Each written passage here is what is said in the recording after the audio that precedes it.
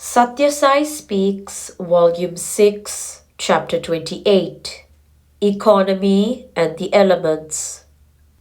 Dasara is the festival that celebrates the victory of the forces of good over the foes that resist the progress of man towards light. The sages who have decided on these festivals have a high purpose.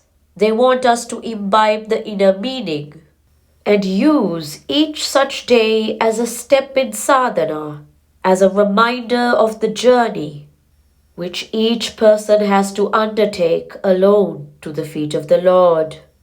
The forces of good, devas, are combating with the forces of evil, asuras, in every living being. And if they only rely on Mahashakti, the great divine force that fosters and fends the universe, they can easily win and reach the goal. People try to reform the world without making any effort to reform themselves. For it is easier to give advice and admonish others than take the advice and advance ourselves. The others are fundamentally reflections, whereas the original, namely you yourself, have to improve your shape.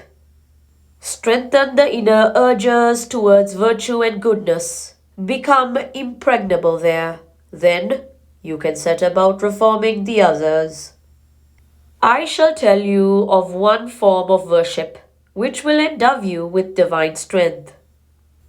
Godhead expresses itself initially as the 5 elements: the sky, the wind, the fire, the water, and the earth. All creation is but a combination of 2 or more of these in varying proportions. The characteristic nature of these 5 elements are sound, touch, form, taste, and smell, cognized by the ear, the skin, the eye, the tongue, and the nose. Now, since these are saturated with the divine, one has to use them reverentially and with humility and gratefulness. Nature is, in essence, divinity itself. Use them intelligently. To promote the welfare of yourself and others, use them with moderation and with the idea of loving service to the community, to all. They are all free and full of precious potentiality. Appreciate the plenty and the preciousness. You know from experience that excessive quantities of wind or fire or water are injurious to health. Drinking more water than needed is a torture. Inhaling more air is suffocating. Fire in moderation can warm or serve to heat and melt, but beyond a certain limit, it is a holocaust. Even sound, beyond a certain limit, is a calamity, a weapon which can distract and drive people mad. So efficient use of these is itself a form of worship. The body is equipped with mechanisms which ensure a steady degree of warmth, beyond which or beneath which man cannot be healthy and active. Prakriti, nature, is in a sense divinity itself. Isha Vasyam idam sarvam, all this is divine. Vasudeva sarvam midam, all this is Vasudeva, God. So tread softly, move reverentially, utilize gratefully. There was an ascetic once who felt an intense desire for milk.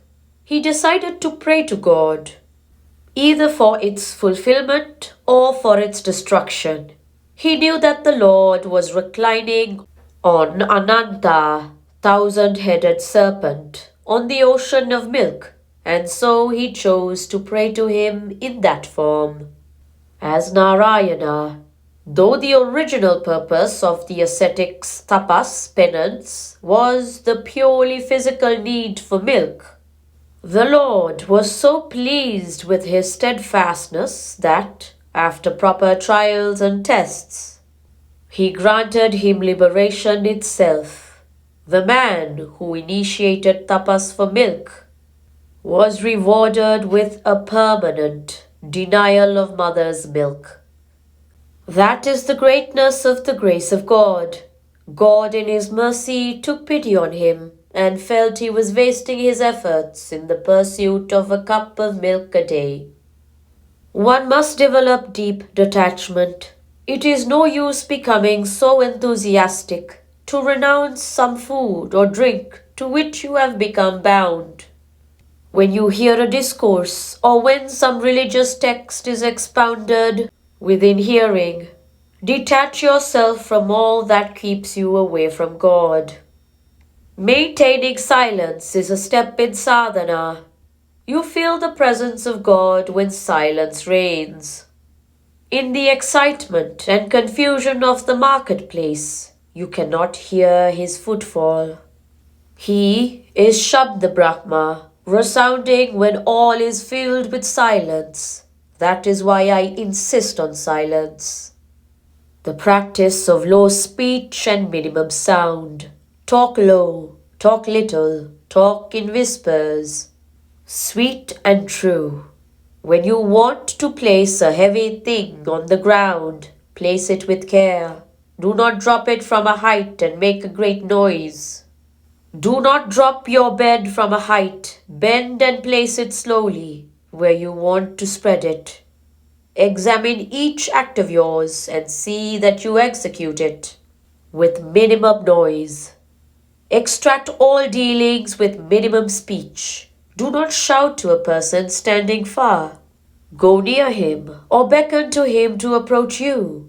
Loud noise is sacrilege on the sky, just as there are sacrilegious users of earth and of water. This is the reason why we have certain disciplines at the Prashanti Nilayam, which you are all expected to follow. Maintaining silence as a step in sadhana, which you learn here and practice wherever you go, is the most patent of these rules. Also, emphasis on the wise use of water and electricity, of earth space all around. You must see that your attention when you are doing bhajan or listening to a discourse is not divided between the task in which you are engaged and the pots and pans that you have brought with you. See that their safety is ensured and then come, or better still, escape from undue attachment to material possessions.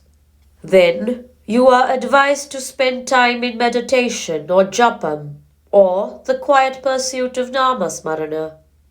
For peace and joy are not to be found in external nature.